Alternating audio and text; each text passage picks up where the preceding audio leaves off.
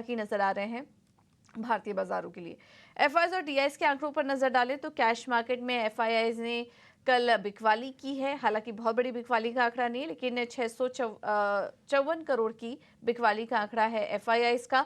DIIs भी बिकवाली करके गए कल, 820 करोड़ की बिकवाली हुई है। इंडेक्स फ्यूचर में एफआईआईज ने 1776 करोड़ की खरीदारी की, वहीं इंडेक्स ऑप्शन में 758 करोड़ की खरीदारी दिखी है एफआईआईज की तरफ से। तो यहाँ से भी आंकड़े ठीक ठाक है, कोई बहुत बड़ा नेगेटिव ट्रिगर बाइंग फिगर्स में तो फिलहाल नजर नहीं आ रहा है। लेकिन कल के दिन हमने देखा कि बैंक निफ्टी और निफ्टी की बात करें तो शुरुआत कमजोरी के साथ हुई थी, एक डिप मिला था जिसका कि इंडिकेशन हमें गिफ्ट निफ्टी से भी मिला, लेकिन उसके बाद काफ़ी अच्छी रिकवरी आई भारतीय बाजारों में। हालांकि क्लोजिंग सपाट रही, लेकिन रिकवरी के साथ, अच्छी खासी रिकवरी के साथ और हरे निशान में कल भारतीय बाजारों ने क्लोजिंग दी। निफ्टी की बात करें तो करीब 36 अंक ऊपर निफ्टी बंद हुआ। बैंक निफ्टी की भी बात करें तो करीब 42 अंकों की तेजी वहां पर देखने को मिली। ब्रॉडर मार्केट में भी देखेंगे तो स्टॉक स्पेसिफिक एक्शन काफ़ी ज़्यादा मिला, लेकिन पिछले काफ़ी समय से, 2 हफ्ते से जो डिप की हम बात कर रहे थे, कल फाइनली वो डिप दिखा, लेकिन ज़्यादा देर नहीं टिका क्योंकि उसके बाद हमने रिकवरी भी काफ़ी अच्छी दिखी निफ्टी और बैंक निफ्टी दोनों में ही। इस हफ्ते एक्सपायरी भी है, सीरीज की एक्सपायरी भी होनी है, तो उस लिहाज से बाजार की चाल कैसी रह सकती है और आज की ओपनिंग कैसी हो सकती है मार्केट की, ये समझ लेते हैं। हमारे साथ डीपी कालरा जुड़ चुके हैं फोन लाइन पर। DP, good morning. बताइए आज भारतीय बाजारों की चाल कैसी रह सकती है? गुड मॉर्निंग पूजा। देखिए, मार्केट के अंदर जो कल का सेशन था वो काफी इंटरेस्टिंग सेशन था। कल बाजार ने एक तो गैप का रिस्पेक्ट किया, गैप डाउन हुआ, लेकिन उस गैप के साथ साथ मार्केट ने रिकवरी भी दिखाई। तो दोनों के लिए कल था मार्केट, कहने के लिए था कि गैप भी था और कहने के लिए रिकवरी भी थी। बट अगर आप लेवल्स के हिसाब से देखेंगे तो लेवल्स जस्ट के तस्त हैं, क्योंकि मेजर गेन नहीं हुआ। रिकवरी उतनी ही हुई जितना गैप हुआ था। तो अगर आप निफ्टी का टोटल गेन देखेंगे सिर्फ 40 पॉइंट का, बैंक निफ्टी का टोटल गेन 100 पॉइंट से भी कम का है। तो एक्चुअली में देखा जाए तो पॉइंट्स एडिशन नहीं हुआ, सिर्फ गैप फिलिंग हुई है। तो ये मार्केट ना फ्यूरियस बुल रन के अंदर जब चलता है तो टिपिकली ऐसे ही करता है, और ये प्रॉपर उस लेवल पे टच करके नहीं आता, उससे पहले घुमा लाता है। अगर आप मार्केट का लो चेक करेंगे तो 23,350 का है, जबकि बेस था 300 का। तो ये थोड़ा सा इंपॉर्टेंट है कि आप अपनी पोजीशंस को थोड़ा टाइटली होल्ड करें। मार्केट थोड़ा शेक कर रहा है और कुछ भी नहीं कर रहा, और आपको पता ही है कि मार्केट का थोड़ा ट्रिगर लेस हो चुका है। अभी अभी कोई मेजर ट्रिगर नहीं है बजट के अलावा और थोड़ा बहुत अर्निंग्स के अलावा।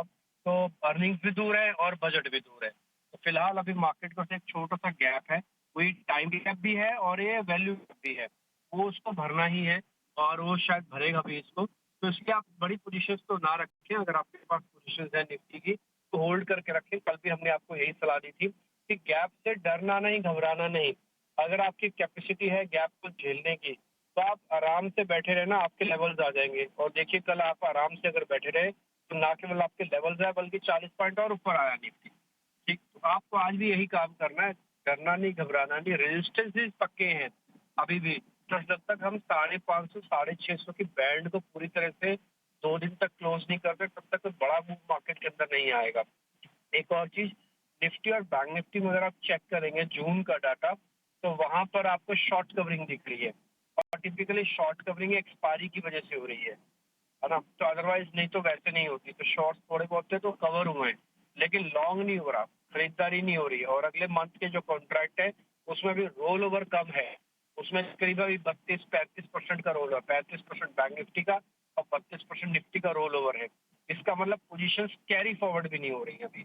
तो ये कैरी फॉरवर्ड बहुत अच्छे से तब मानी जाएंगी जब कम से कम 70-75% का रोल ओवर होगा। तो अभी 50% ही हुआ है। और बैंक निफ्टी की एक्सपायरी तो कल ही है, बुधवार को।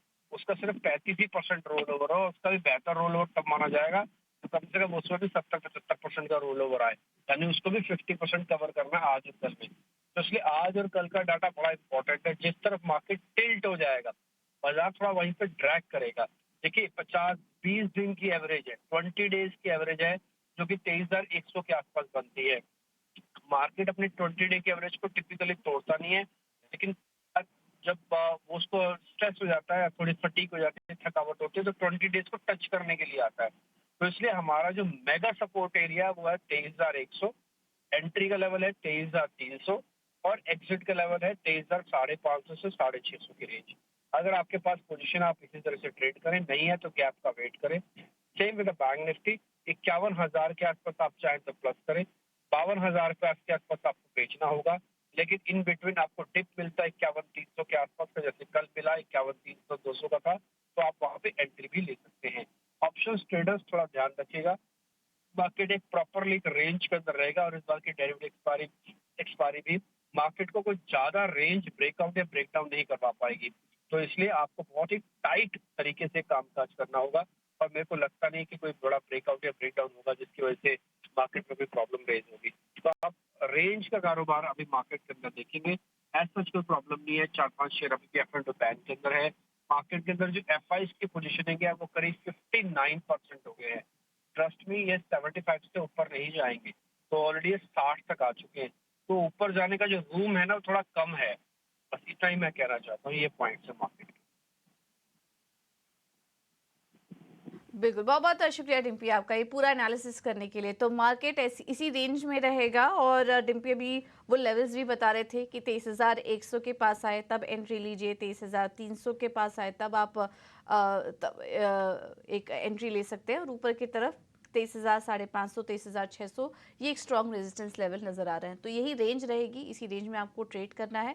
बैंक निफ्टी के लिए भी 51,000 नीचे की तरफ 51,300 और ऊपर की तरफ 52,000, ये एक स्ट्रॉन्ग लेवल्स कुछ निकल कर आ रहे हैं। तो इसी रेंज में मार्केट अगले कुछ दिन तक कारोबार करेगा क्योंकि कोई बड़े ट्रिगर्स इस वक्त बाजार के लिए नजर नहीं आ रहे हैं। तो ऑप्शन ट्रेडर्स भी संभल के ट्रेड कीजिए क्योंकि कल के दिन भी हमने देखा दोनों साइड के मूवमेंट कल बाजार में दिखाई दिए और इसी रेंज पर आपको फोकस करना है। आगे बढ़ते हैं और बाजार पर एक और रणनीति देने के लिए हमारे साथ जुड़ गए हैं रेलिगेयर ब्रोकिंग से Ajit Mishra. Ajit ji, thank you so much ET now Swadesh को समय देने के लिए। आपसे भी जानना चाहेंगे आज ट्रेडिंग लेवल्स क्या देख रहे हैं आप निफ्टी और बैंक निफ्टी के लिए, और इसके अलावा किन शेयरों में ट्रेड करें? गुड मॉर्निंग पूजा। पूजा देखिए, मार्केट में एक कंसोलिडेशन का फेज जो कि पिछले 2 हफ्ते से चल रहा है। कल के सेशन में भी कहीं ना कहीं वही बायस रहा जब आपने देखा कि मार्केट ने एक रेंज में ऑसिलेट किया, उसके बाद marginally in the green and हुआ। मुझे लगता है कि ये रेंज कंटिन्यू रह सकती है। आपको 23,600 के ऊपर डिसाइसिवली क्लोज चाहिए, तब जाके आप इस कंसोलिडेशन को एंड मानेंगे, तब जाके आप 23,800 से लेकर 24,000 तक के लेवल्स देखने को मिलेंगे।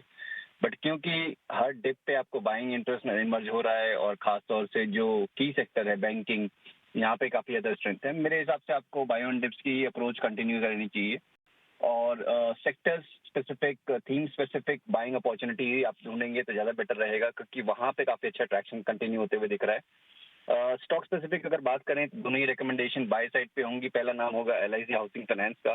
तो एक मार्जिनल डिप के बाद स्टॉक में कल काफी स्ट्रॉन्ग रिकवरी देखने को मिली और एंटिसिपेटेड ये है कि ये रिकवरी स्ट्रेंथन होगी। करीब 758 तक के लेवल्स देखने को मिल सकते हैं शॉर्ट टर्म में। यहाँ पे आप 720 के स्टॉप लॉस के साथ लॉन्ग करें। साथ ही साथ ग्रासिम जहाँ पे कि एक कंसोलिडेशन रेंज ब्रेकआउट आया है, स्टॉक अपने रिकॉर्ड हाई पे है, वॉल्यूम प्राइस पैटर्न दोनों यही इंडिकेट कर रहे हैं कि ये मोमेंटम कंटिन्यू रहेगा। तो यहाँ पे भी आप लॉन्ग कर सकते हैं 2590 तक के टारगेट्स के लिए 2480 के स्टॉप लॉस के साथ।